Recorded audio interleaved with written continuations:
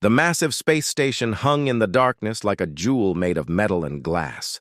Ambassador Lisa Martinez walked through the long corridors toward the main meeting room. Her shoes made soft sounds on the polished floor.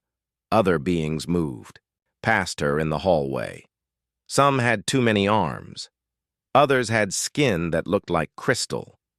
A few seemed to be made of light itself. Lisa smiled at each one she passed. She nodded her head in respect. The aliens looked at her with eyes that showed they thought humans were not very important. Lisa had seen that look many times before. She was used to it by now. The meeting room was huge. The ceiling was so high that Lisa could barely see the top. Giant windows showed the stars outside. Around a massive table sat the most powerful beings in this part of the galaxy. They were here to talk about trade, at least that was what they called it. High Negotiator Vex Thul sat at the head of the table. He was tall and thin. His skin looked like purple crystal. Light moved through his body when he spoke. His voice sounded like someone breaking glass. Next to him sat Ambassador Grexmos of the Mortellian Republic. Grexmos looked like a giant slug with arms. His skin was wet and green. When he breathed, his whole body moved like jelly. Across from them was Hive Speaker Zixaria from the Cathara Collective. She looked like a huge insect with too many legs. Her compound eyes never stopped moving. They watched everything at once. At the far end sat Energy Form Lux Vaden of the Luxari Unity. Lux Vaden had no solid body. Instead, bright blue energy moved in the shape of a person. When Lux Vaden spoke, the air around them buzzed with power. Lisa took her seat at the small section marked for humans. The chair was too big for her. It made her look even smaller than she already was. This was not an accident. The aliens wanted her to feel small and weak. Far above the planet, Captain Jake Morrison stood on the bridge of his ship.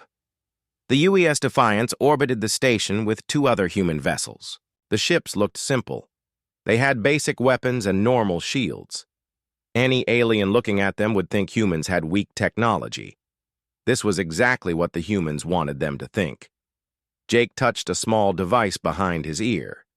It looked like a hearing aid, but it was much more. The device connected his brain directly to a secret network. Every human in the galaxy could talk to each other through these devices. The aliens had no idea this network existed. Through the network, Jake heard reports from across human space. Admiral Kate Sullivan was hiding with a large fleet beyond the edge of the solar system. Dr. Alex Chen was watching alien communications from a secret base. Hundreds of other humans were in position and ready, but the aliens knew nothing about any of this. Back in the meeting room, High Negotiator Vex Thul began to speak. His crystal body glowed brighter as he talked. He explained how generous the galactic powers were being. They were willing to let humans join the galactic community. All humans had to do was follow some simple rules. Vex Thul said humans could keep 12 of their star systems. The other powers would take control of the rest. Humans would pay high taxes on everything they sold. Human workers would help build projects for the alien governments. It would be good for everyone, Vex Thul explained. The older civilizations would teach humans how to behave properly in galactic society. Ambassador Grexmos made wet sounds that Lisa knew was laughter. He said humans should be grateful for this chance. Not many young species got such a good deal. His green skin rippled as he spoke. Slime dripped from his mouth onto the table. Hive Speaker Zixaria clicked her mandibles together. She said the Cathara had studied human behavior. Humans were emotional and disorganized. They needed guidance from species that had been in space much longer. Her compound eyes focused on Lisa like she was looking at an interesting bug. Energy form. Lux Vaden buzzed with agreement. They said young species always thought they knew better than their elders. But the galaxy was dangerous. Humans needed protection. The older civilizations would provide that protection in exchange for human cooperation. Lisa listened to all of this with a smile on her face. She nodded at the right times. She asked simple questions that made her sound confused and grateful. She thanked them for their generosity. She said humans were honored to be included in galactic civilization. But through her neural implant, Lisa was having a very different conversation. She was giving detailed reports to Admiral Sullivan. She was identifying weak points in alien arguments. She was recording everything for later analysis. The aliens saw a nervous human diplomat who was happy to take whatever scraps they offered. They had no idea they were talking to one of the most dangerous people in human space. Dr. Chen watched the meeting through hidden cameras. He also monitored alien communication networks. What he saw made him smile. The aliens were so confident. They had stopped being careful. They were sending messages to each other that revealed their true plans. They were not just planning to control human trade, they wanted to take over human space completely. The meeting continued for hours. The mighty aliens explained more rules. Humans would need permission to travel between systems. Human technology would be inspected by alien officials. Human children would attend schools run by the galactic powers to learn proper behavior. Lisa agreed to everything. She signed preliminary documents. She thanked the aliens again and again for their kindness. She promised to take their generous offer back to Earth for approval. As the meeting ended, Vexthul made one final comment. He said humans reminded him of pets his people kept on their homeworld. With proper training, pets could be very useful and even entertaining. Lisa's smile never changed. But through her neural implant, she sent a single coded message that traveled instantly across the galaxy. The message was simple, but it would change everything. The message said, "They have revealed their true nature. Begin Protocol 7." The second day of negotiations began like the first. Lisa Martinez sat in her chair that was too big for her. She still smiled at the aliens around the table, but something had changed in the way she asked questions. Her voice was still polite, but her questions were different now. When High Negotiator Vexthul talked about human workers building alien projects, Lisa asked about safety rules. She wanted to know what would happen if a human got hurt.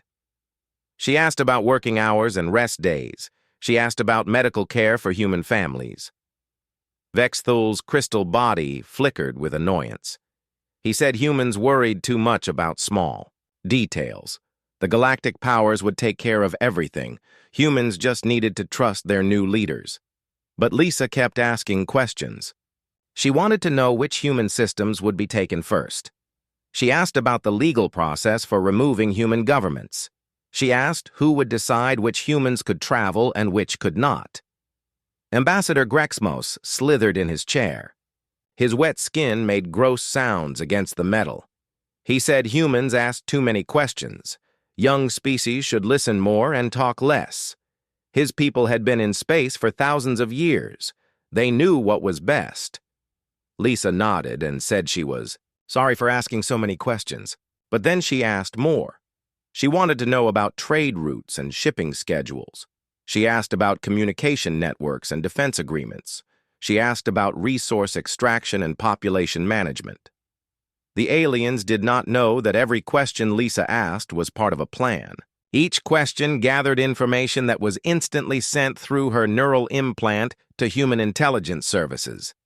Dr. Alex Chen and his team were building a complete picture of alien operations.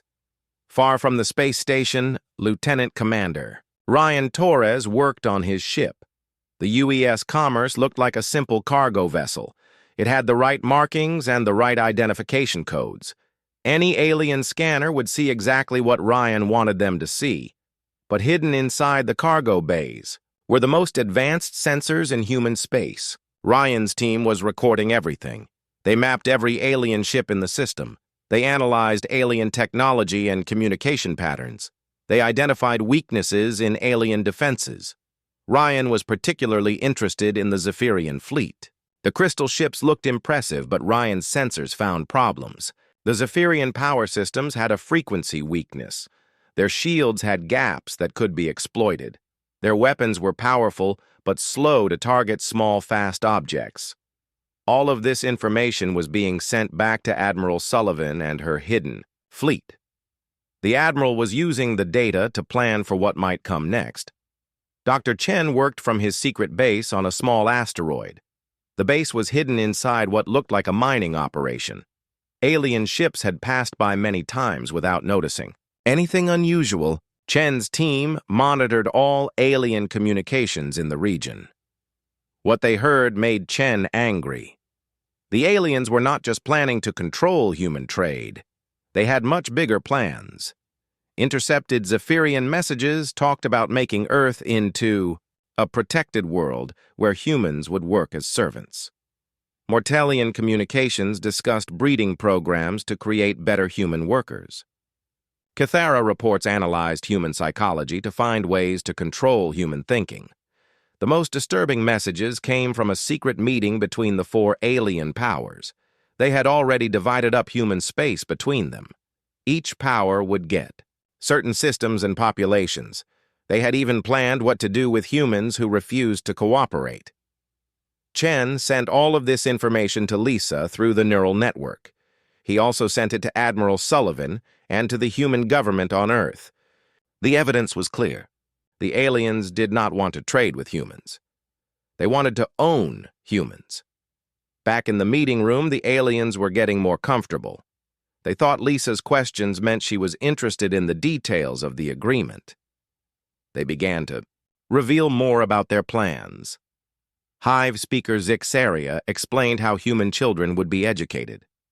They would learn that cooperation was more important than independence. They would study alien history instead of human history. They would be taught that humans were naturally inferior and needed guidance from superior species. Energy form Luxvaden described the economic system.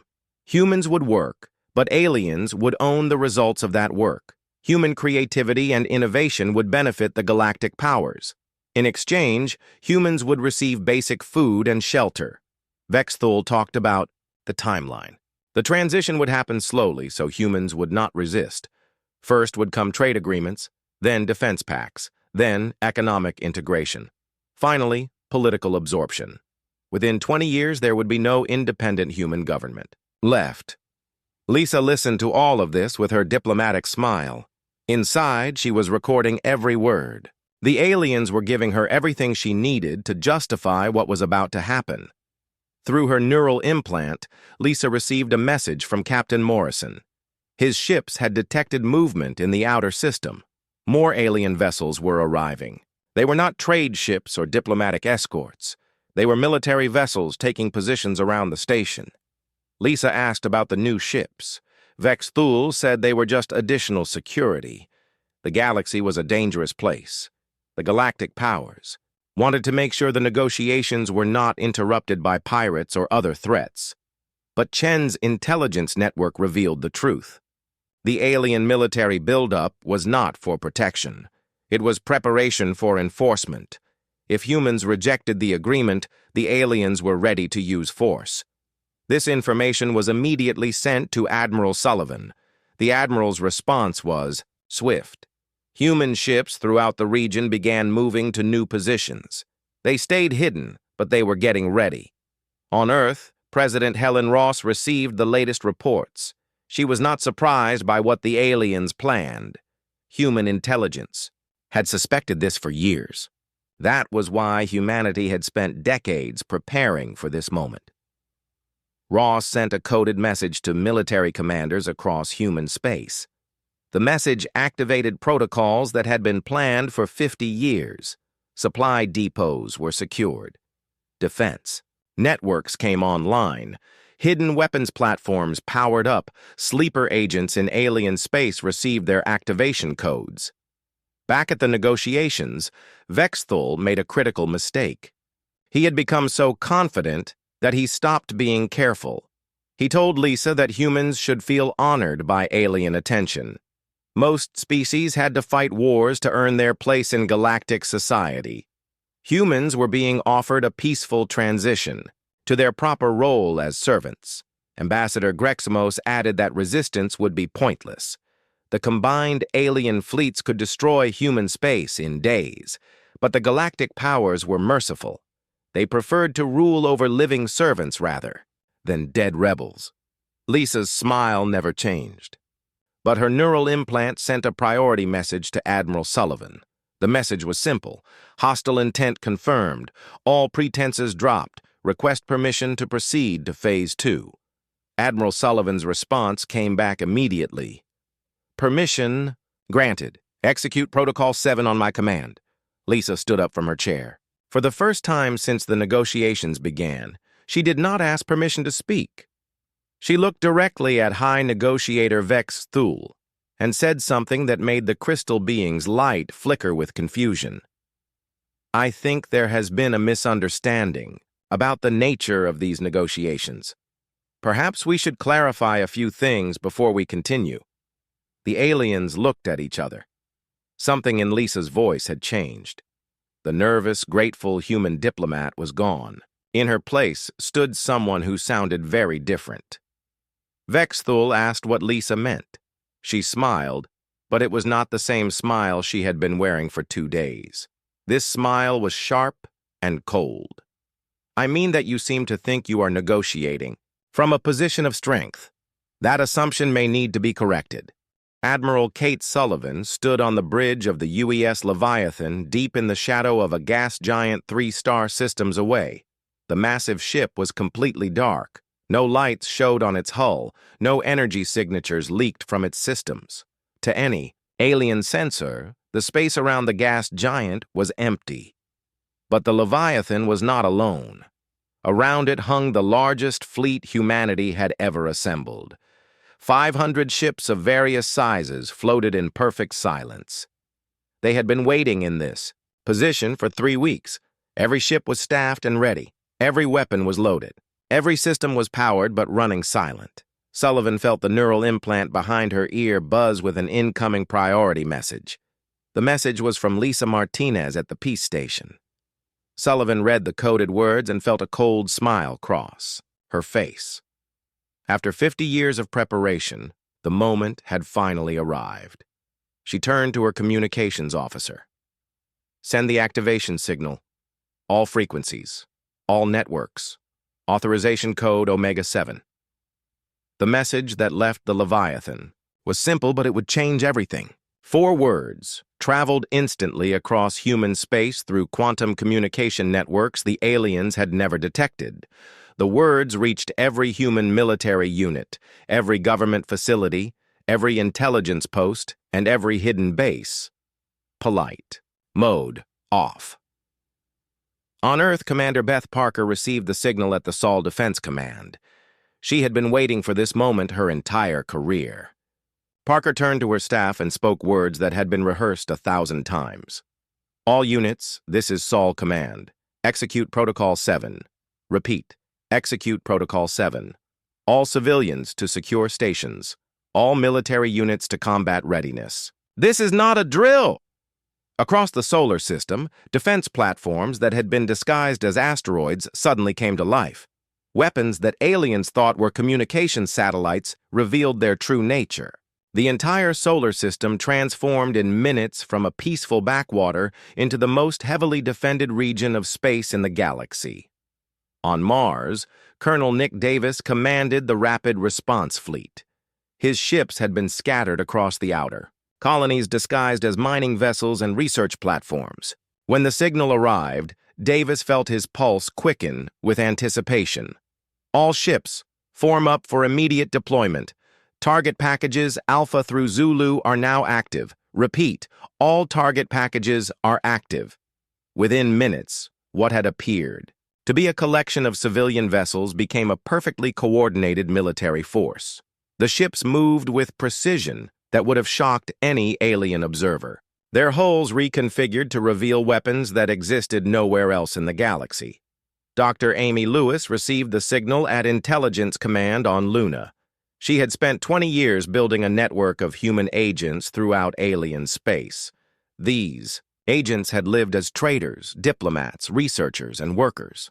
They had married aliens, learned alien languages, and become trusted members of alien society. Now Lewis activated them all. All assets, this is control. Begin revelation protocol. Full intelligence gathering. All targets are now priority 1. Across the galaxy, humans who had been living quiet lives suddenly became the most effective spy network ever created. They began accessing alien computer systems, monitoring alien communications, and gathering intelligence on alien military capabilities. On the space station, Captain Jake Morrison felt his neural implant deliver the message he had been waiting for. He turned to his crew with a grin that would have terrified the aliens if they could have seen it. "Attention all hands. Drop the disguises.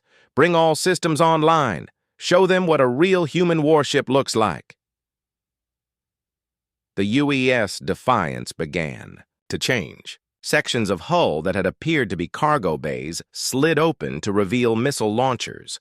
What had looked like communication arrays extended into targeting systems. The ship's energy output increased by 500% as its real engines came online. The 2 escort vessels made similar transformations. In seconds, the small diplomatic fleet became a force that could destroy everything else in the system. Dr. Alex Chen watched these transformations from his hidden base. His sensors detected the massive energy spike as human ships revealed their true capabilities. But he was more interested in alien reactions. The alien fleet around the station was in chaos.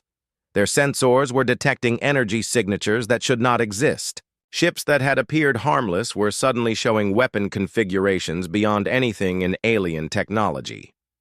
Chen smiled as he intercepted panicked alien communications. Zephyrian commanders were demanding explanations. Mortellian fleet leaders were calling for reinforcements. Kythera hive minds were buzzing with confusion. Luxari energy forms were fluctuating with stress, but the biggest surprise was yet to come. President Helen Ross sat in the command center deep beneath the surface of Earth. Around her, the leaders of human space watched displays showing the activation of Protocol 7. Ross had been preparing for this moment since the day humans first met alien civilizations. "Signal Admiral Sullivan. Tell her she has full authorization for Phase 2. The message reached Sullivan instantly. The Admiral turned to her fleet commanders and spoke the words that would reshape the galaxy. "All ships, decloak and advance. To attack positions.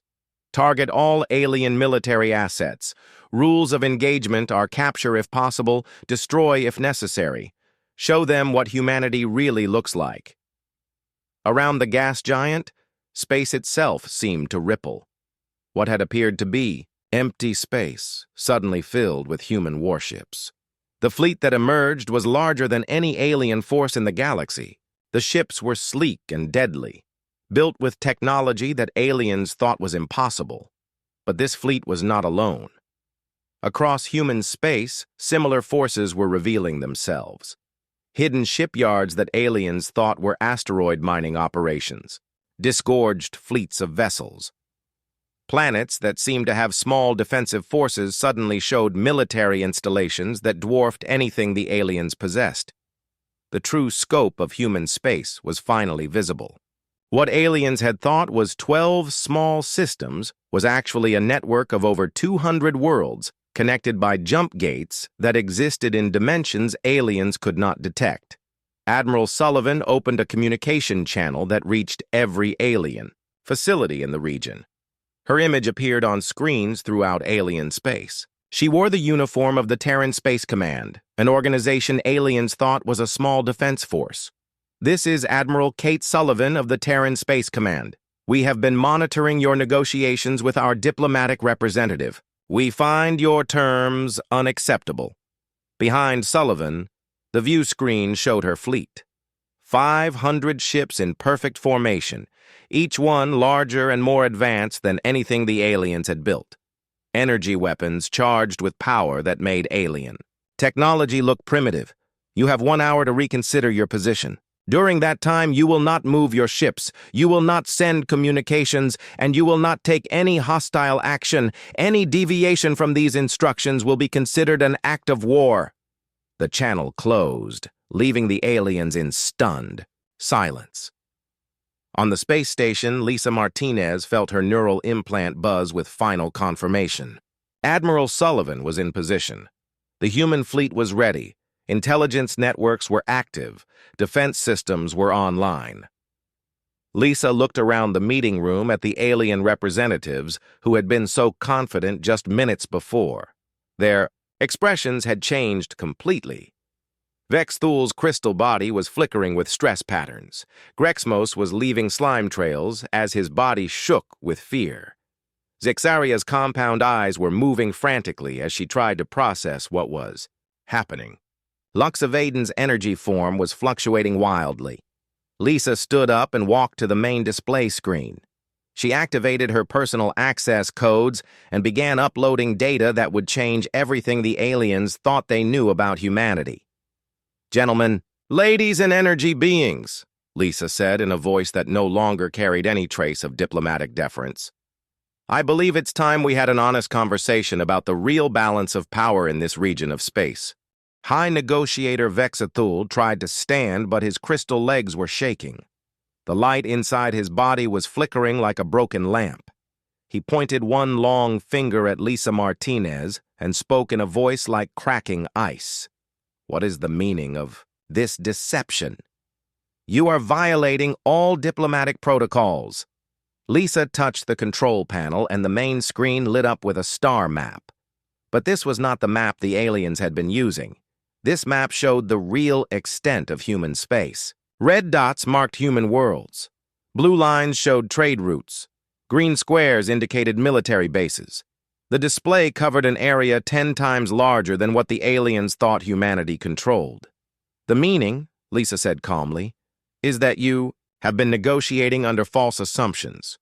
You believed you were dealing with a weak species that needed your protection. You were wrong." Ambassador Grexmos made wet choking sounds.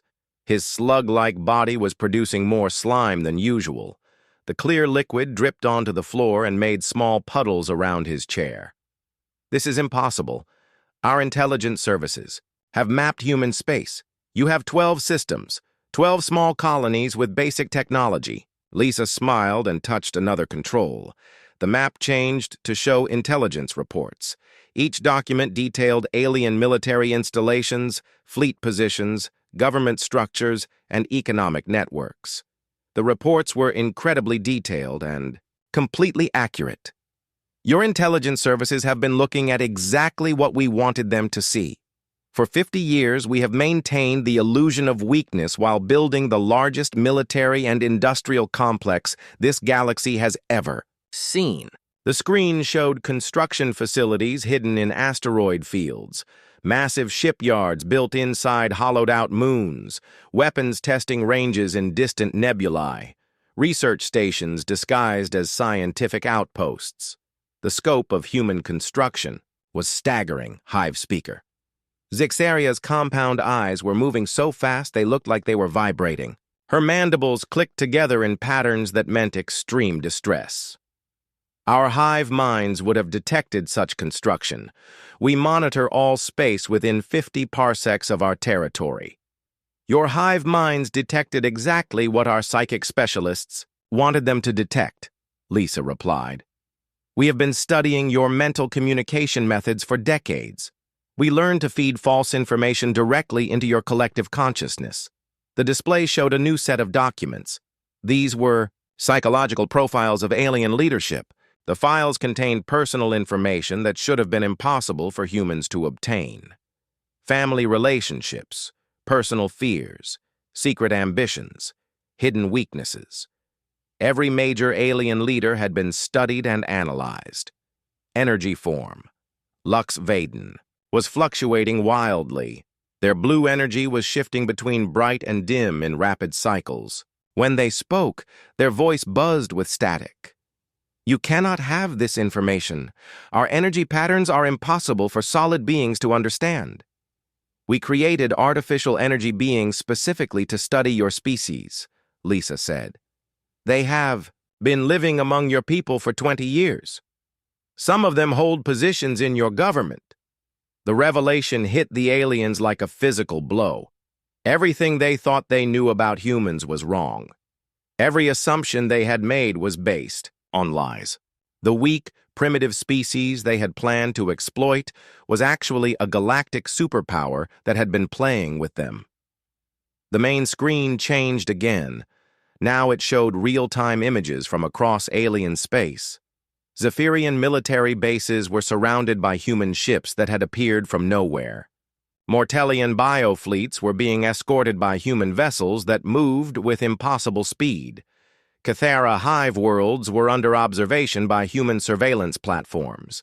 Luxari energy stations were being monitored by human technology that could detect quantum fluctuations. "As you can see," Lisa continued, "our forces are currently in position around all of your major military installations. This operation began 3 weeks ago when you sent your initial negotiation demands to Earth." Vexthul was having trouble breathing. His crystal body was making sharp cracking sounds as stress fractures appeared in his skin. "This is an act of war. The Galactic Council will not stand for this aggression." Lisa laughed. It was not a polite, diplomatic laugh. It was the sound a predator makes when it finally stops pretending to be prey. The Galactic Council ceased to exist approximately 30 minutes ago. The member governments are currently dealing with the revelation that their military forces are under human control. The screen showed images from the Council homeworlds. Alien military commanders were receiving surrender demands from human fleet admirals. Government buildings were being surrounded by human soldiers who had been living under cover for years. Communication networks were being taken over by human intelligence services. "But this is our space," Grexmos said weakly. "We have been here for thousands of years." "And you will continue to be here," Lisa replied. "We are not conquerors. We are simply making it clear that the balance of power has changed. You will keep your worlds and your governments, but you will no longer threaten or exploit other species." Dr. Chen's face appeared on the communication screen from his hidden base. Behind him, displays showed the complete breakdown of alien military coordination. His voice was cheerful as he delivered his report. "Admiral Sullivan, we have successfully jammed all alien military communications. Their fleets are blind and unable to coordinate responses. Estimated time to complete suppression of hostile assets: 47 minutes. Another face appeared on screen. This was Commander Beth Parker from Sol Defense Command. Earth was visible through the window behind her, blue and beautiful and completely unworried. "Admiral, Earth Defense Grid reports all alien spy satellites and monitoring stations have been neutralized. We are beginning the revelation of our true defensive capabilities now." The camera switched to an external view of Earth's orbital space. What had appeared to be a lightly defended world was suddenly bristling with weapons platforms. Massive battle stations that had been disguised as space habitats revealed their true nature. Defense grids that could stop entire fleets materialized from what had seemed like empty space. President Helen Ross appeared on the main screen. She was sitting in the Presidential Command Center that aliens thought was a simple government building. Behind her, displays showed human fleets taking control of strategic positions throughout the galaxy. "High Negotiator Vexthul, I believe you wanted to discuss humanity's place in galactic civilization. I think we can now have a more productive conversation about that topic." The aliens sat in stunned silence. Everything they had believed about the galaxy was wrong. The species they had planned to enslave was actually the most powerful force in known space. The primitive humans they had mocked were more advanced than their oldest civilizations. Admiral Sullivan's image appeared on the screen. She was standing on the bridge of the Leviathan with the human fleet visible through the windows behind her. The ship she commanded was larger than some space stations. Its weapons were charged and ready. "Alien representatives, you have spent the last 2 days explaining how you plan to control humanity. I think it's time we explained how we plan to control you." Lisa walked back to her chair, but she did not sit down. Instead, she stood behind it with her hands resting on the back. Her posture was completely different now. Gone was the nervous diplomat who had been grateful for alien attention. In her place stood someone who commanded respect through strength. "Let me be very clear about your situation," Lisa said. "Your military forces are surrounded and outgunned. Your communication networks are under our control. Your intelligence services have been compromised for decades. Your governments are being presented with new terms of cooperation as we speak." She touched the control panel one more time. The screen showed a simple message in large letters. The message was in every alien language, and it said the same thing in all of them. "Surrender your military forces and prepare for new negotiations. Resistance will result in the complete destruction of your civilization. You have 1 hour to comply." The message was not a threat. It was a statement of fact delivered by beings who had the power to make it reality. Vexthul looked around the room at his fellow negotiators. They all had the same expression of shock and defeat. Everything they had planned was ruined. Everything they had believed was false. "How long?" he asked quietly. "Have you been planning this?" Lisa's smile was cold and satisfied. "Since the day we met you." High Negotiator Vexthul reached for the emergency beacon on his belt with shaking crystal fingers. The device was supposed to call for immediate military assistance from the Zephyrian home fleet. As the most powerful force in this region of space, the Zephyrians had never needed to worry about being outgunned. Vexthul activated the beacon and waited for the confirmation signal that would bring salvation. Instead, a new voice came through the communication system. The voice was calm and professional and completely human. "Zephyrian emergency beacon detected. This is Commander Lisa Park of the Terran Space Command, currently operating in the Zephyr Prime System. High Negotiator Vexthul. Your home fleet is no longer available to assist you." The main screen changed to show the Zephyrian home system. The magnificent crystal ships that were the pride of their civilization were floating dead in space. They were not destroyed. They were simply powerless and motionless. Around them moved human vessels that seemed to appear and disappear at will. "As you can see," Commander Park continued, "your fleet has been disabled using non-lethal electromagnetic pulse weapons. Your crews are unharmed, but your ships will require extensive repairs before they can function again." Vexthul stared at the screen in disbelief. The Zephyrian fleet was the most advanced in the galaxy. Their crystal technology was thousands of years old and had never been defeated. Yet human ships had disabled the entire force without firing a single destructive shot. Ambassador Greximos was frantically trying to contact the Mortellian Republic through his own communication device. His wet fingers slipped on the controls as he struggled to send a distress signal. When he finally got a connection, what he heard made his entire body go rigid with shock. "Mortellian Command, this is Admiral Tim Brooks of the human vessel UES Thunderbolt. Your bioships have been infected with a computer virus specifically designed for organic technology. The virus will not harm your crews, but your ships are currently under our control." The screen split to show the Mortellian home system. The living ships that were grown rather than built were moving in perfect formation, but they were not following Mortellian commands. They were following orders from human controllers who had somehow learned to communicate with alien biotechnology. "Your ships are safe," Admiral Brooks explained. "The virus can be removed once new agreements are reached. Until then, your fleet will remain under Terran control." Hive speaker Zixaria was making high-pitched clicking sounds as she tried to, reach her people through the psychic network that connected all Kythera. But instead of reaching her home hive, she found herself connected to something else. A human voice spoke directly into her mind, using psychic channels that should have been impossible for non-insects to access. "This is Dr. Sarah Kim of the Terran Psychic Research Division. We have successfully integrated with your hive network using artificial consciousness technology. Your people are unharmed, but your collective communication system is now under our Supervision. The display showed Cathera hive worlds where the insect people were moving in confused patterns. Their mental connection had been severed and replaced with something that felt foreign and wrong. Human scientists who had studied Cathera psychology for decades were now controlling the very thoughts that held their civilization together.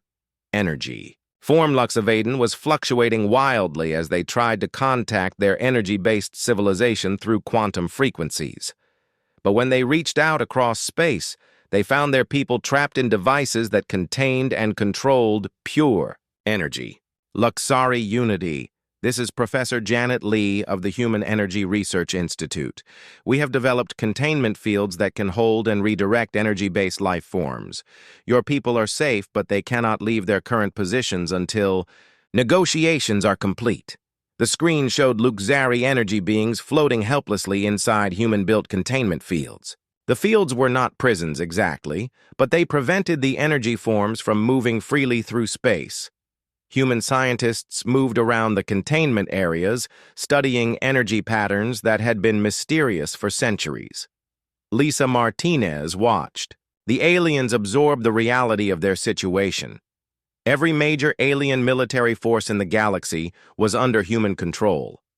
It had happened so quickly and so completely that resistance was impossible. "You see," Lisa said conversationally, "we have been preparing for this moment for 50 years. Every time one of your species made contact with humanity, we learned something new. Every trade agreement taught us about your economics. Every cultural exchange revealed your weaknesses. Every diplomatic meeting gave us intelligence about your capabilities." The main screen showed a timeline of human-alien relations. What the aliens had seen as a series of random interactions was actually a carefully planned intelligence-gathering operation. Every human diplomat, trader, scientist, and cultural ambassador had been collecting information and sending it back to Earth. Dr. Chen appeared on the communication screen from his monitoring station. Behind him, displays showed alien communication networks that were completely under human control. "All alien military communications have been successfully intercepted and jammed," he reported. "We have complete awareness of their command structures and response protocols. Estimated time for total suppression of organized resistance, 12 minutes. Admiral Sullivan's face appeared on another screen. She was reviewing reports from across the galaxy with the satisfaction of someone whose plans were working perfectly. "All primary objectives have been achieved," she announced. "Human forces now control 847 alien military installations, 12 alien government centers, and 156 strategic resource locations. Total human casualties, 0. President Ross appeared on the main screen. Behind her, the Earth looked peaceful and beautiful. It was hard to imagine that this quiet world was the command center for the most successful military operation in galactic history. "Alien representatives, I want to make something very clear. This is not a conquest. This is a correction. For too long, the older species in this galaxy have believed that age gives them the right to control younger civilizations. Today, that belief ends." The screen changed to show human colonies that the aliens had never known existed. Massive industrial complexes built inside asteroid fields. Research stations hidden in nebulae. Shipyards that could produce fleets larger than anything the aliens had imagined possible. "Humanity has been building this capability for decades," Ross continued. "We have been watching you, learning from you, and preparing for the day when you would reveal your true intentions. That day has arrived." Colonel Davis appeared on screen from his position near the Cathara border. Behind him, human ships were efficiently disabling alien defense platforms without causing any permanent damage. "All alien border defenses in sectors 12 through 18 have been neutralized," he reported. "We have successfully prevented any alien government from organizing a coordinated response." The aliens around the table were beginning to understand the true scope of what was happening. This was not a lucky surprise attack. This was the culmination of the most sophisticated long-term strategy any species had ever executed. Humanity had spent half a century positioning itself for this moment. Lisa walked around the table, looking at each alien representative. Her diplomatic mask was completely gone now. In its place was the expression of a predator who had finally stopped, pretending to be prey. Every trade route you showed us, we mapped completely.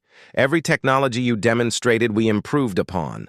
Every weakness you displayed, we prepared to exploit. Every strength you possessed, we found a way to counter. She stopped in front of Vex Thule. The crystal being was barely glowing now. Stress fractures covered his body like a broken window. You asked how long we have been planning this.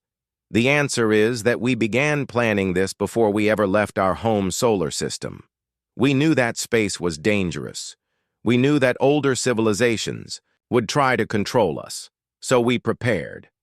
The main screen showed the final piece of the puzzle, a massive space structure that dwarfed even the largest alien installations. It was clearly artificial, but it was larger than most moons. Energy readings from the structure showed power levels that exceeded entire star systems. "This is Fortress Sol," Lisa announced. "Our primary defensive installation. It has been under construction for 40 years using resources from mining operations you thought were civilian commercial ventures." Admiral Sullivan added the final detail that broke the last alien hope of resistance. "Fortress Sol is equipped with weapons that can destroy entire star systems. We built it not because we wanted to conquer the galaxy, but because we wanted to make sure the galaxy could never conquer us." The room fell silent, except for the sound of Grexmos dripping slime onto the floor. The aliens finally understood that they were not dealing with a primitive species that had gotten lucky. They were facing a civilization that had outplanned, outbuilt, and outthought every major power in the galaxy. Lisa returned to her position at the table. But now she was clearly in control of the meeting. "Now then," she said with a smile that contained no warmth at all, "shall we discuss the new terms?" Lisa Martinez activated a new display on the main screen. The document that appeared was titled Galactic Cooperation Accords, Revised Terms. Unlike the agreement the aliens had prepared, this document was detailed, fair, and completely non-negotiable. "Let me explain how things are going to work from now on," Lisa said as she highlighted key sections of the agreement. "First, all existing treaties and territorial claims are hereby suspended pending review by the new Galactic Arbitration Council." High Negotiator Vexthol managed to speak through his broken vocal crystals. "What gives you the right to dissolve agreements that have existed for centuries?" Lisa's answer was simple and direct. "The same right you claimed when you planned to enslave humanity, the right of superior force." The screen showed a map of the galaxy with new boundary lines. Human space was now clearly marked as a major power region, but more importantly, buffer zones had been established around every species' core worlds. No civilization would be allowed to threaten another's home systems. "The Galactic Arbitration Council will be based on Earth," Lisa continued. "It will consist of representatives from every spacefaring species, with voting power determined by population and industrial capacity rather than military strength or age of civilization." Ambassador Grexmos made wet, protesting sounds. "The Mortellian Republic has ruled this sector for 3,000 years. We will not accept junior status to primitive humans." President Ross appeared on the communication screen. Her voice was patient but firm, like a teacher explaining something to a slow student. "Ambassador Grexmos, your civilization is not primitive. Your biotechnology is actually quite impressive. But your habit of viewing other species as resources to be exploited ends today." The display changed to show economic projections under the new system. Trade routes would be open to all species on equal terms. Resource extraction would be regulated to prevent environmental damage. Technology sharing would be encouraged but not forced. "The mining rights you demanded from humanity will indeed be granted," Lisa announced. "To humanity. We will extract resources from those systems using our own technology and sell them on the open market at fair prices. Energy form Lux Vaden flickered with what might have been indignation. You cannot simply take control of established trade networks. The economic disruption would be catastrophic. Admiral Sullivan's image appeared on screen from the bridge of the Leviathan. Behind her, the human fleet maintained perfect formation, a visible reminder of who was now in charge. The economic disruption has already occurred, Sullivan pointed out. Your military forces are disabled. Your communication networks are compromised. Your governments are currently negotiating new terms with our representatives. The old system is gone. We are offering you a place in the new one. Dr. Chen's analysis appeared on screen. He had been monitoring alien economic networks, and his findings were not encouraging for the former galactic powers. Without the ability to exploit younger species, the alien economies will need significant restructuring, Chen reported. However, our projections show that fair trade and technological cooperation will actually increase prosperity for all species within 20 years. Hive speaker Zixaria managed to speak through the psychic dampening that was disrupting her connection to her people. The Cathara collective cannot survive without our hive mind connections. You are destroying our entire way of life. Dr. Sarah Kim appeared on screen from the Psychic Research Division. Her expression was sympathetic, but determined. Speaker Zix Aria, we are not destroying your hive mind. We are simply ensuring that it cannot be used to coordinate aggressive actions against other species. Your people will retain their collective consciousness, but they will also develop individual decision-making capabilities. The screen showed Cathara worlds where the insect people were beginning to adapt to their new reality. Some were frightened by the unfamiliar experience of independent thought, but others seemed curious about the possibilities that individual consciousness might offer. Lisa walked to the center of the room where everyone could see her clearly. Her voice carried the authority of someone who spoke for the most powerful civilization in the galaxy. Let me be very clear about what we are offering. You will keep your worlds, you will keep your governments, you will keep your cultures and traditions, but you will not keep your ability to threaten or exploit other species. The new agreement appeared section by section on the main screen. Military forces would be limited based on defensive needs rather than aggressive capabilities. Intelligence gathering would be regulated to prevent the kind of long-term manipulation humanity had used so effectively. Most importantly, all species would have the right to develop without interference from older civilizations. Commander Park's voice came through the communication system from the Zephyrian home system. High Negotiator Vex Thul, your government has agreed to the new terms. Your crystal fleet will be repaired and returned to you once the transition is complete. Similar reports came in from the other alien home systems. The Mortellian Republic had accepted the new boundaries. The Cathara collective was adapting to limited hive mind connections. The Luxari Unity was cooperating with the energy containment protocols. President Ross appeared on the main screen one final time. Behind her, Earth looked as peaceful as ever. It was still hard to believe that this quiet world had just reshaped galactic civilization. This transition does not have to be traumatic, Ross explained. Humanity is not interested in revenge or domination. We simply want to ensure that no species can do to others what you plan to do to us. The final section of the agreement appeared on screen. It established mechanisms for peaceful dispute resolution, technology sharing, and cultural exchange. But it also included detailed enforcement provisions backed by human military superiority. These terms are non-negotiable, Lisa announced. You can sign them willingly and begin the transition to a more equitable galaxy. Or you can refuse and watch your civilizations collapse under the weight of human economic and military pressure. Vex Thul looked around the room at his fellow negotiators. They all had the same defeated expression. Everything they had worked for was gone. Everything they had believed about galactic politics had been proven wrong. What guarantee do we have that humanity will not become the same kind of threat you are protecting us from? Vex Thul asked quietly. Lisa's answer surprised them. None.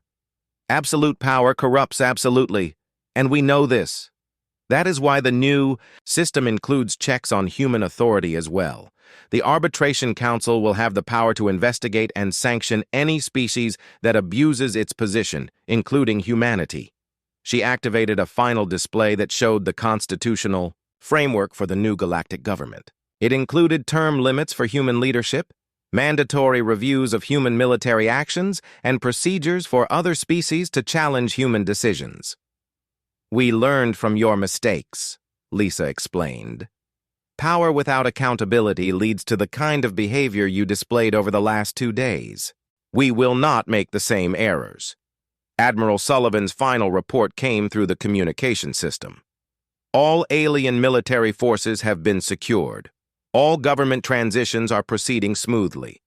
Total casualties across all operations. 17 minor injuries, no deaths. The aliens signed the new agreements because they had no choice.